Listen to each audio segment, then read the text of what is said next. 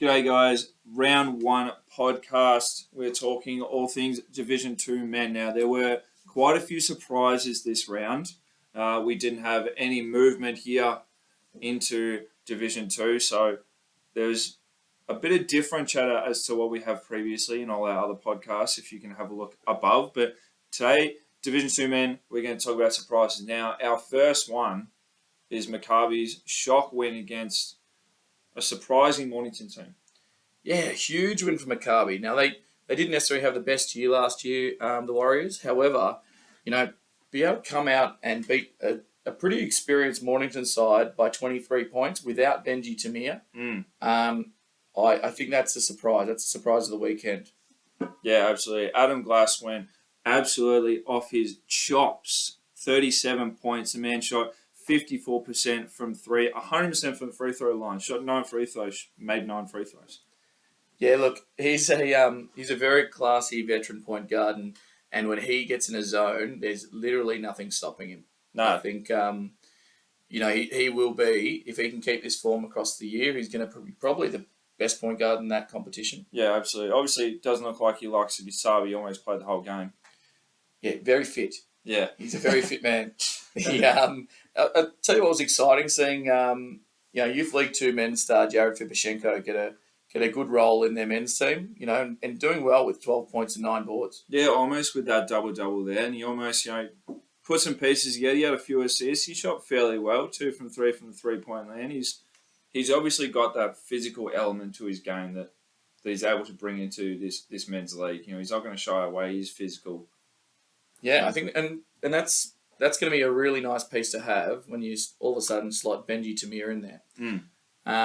What do you make of Mornington, Ted? Bit of a surprise going 0-2 for round one. Not quite what we expected, but it has happened, it has occurred. Like we said, they did drop that game to Maccabi. Yeah, I'd expect with McQueen leading the way, and he had a pretty dominant weekend. Veteran Andrew Kelly there holding down the power forward and centre position. I just would have expected a little bit more from them, I guess. Yeah, I think so. It looks like the 16 turnovers hurt them a little bit. But, we'll see how they go. We had Mildura with the loss as well. They didn't do too bad. Mitchell had 20 points. Lockie King had 23. But, they did struggle in that game again. Last year, Brad Murphy was really strong for Mornington. And I noticed he didn't play over the weekend. I wonder if he is returning this season. Because he's another piece to put next to McQueen, next to King, which could really get them back on track. Yeah, absolutely. Look, Mildura did a very good job. They won the rebound count by just under 10 with the 9. But look, they shot 93. They had 70 attempts.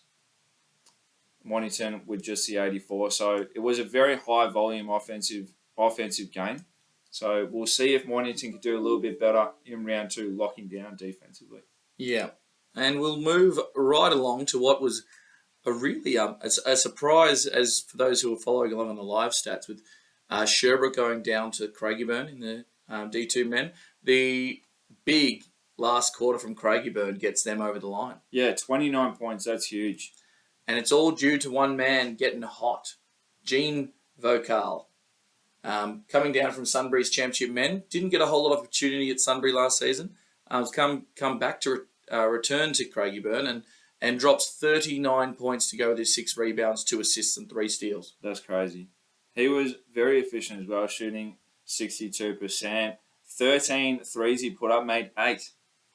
Yeah, I obviously the old Sherbrooke Suns didn't have the answer for him.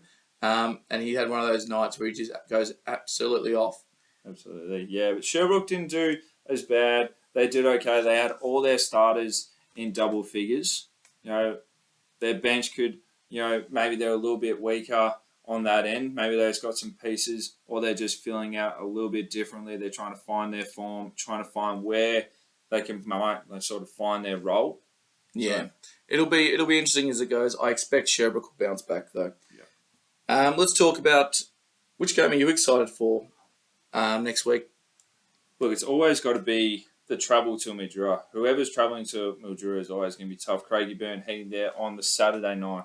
Yeah, it's always tough to come out of the hothouse with a win, Ted. And good luck to Craigieburn this week. Absolutely. All the best, guys.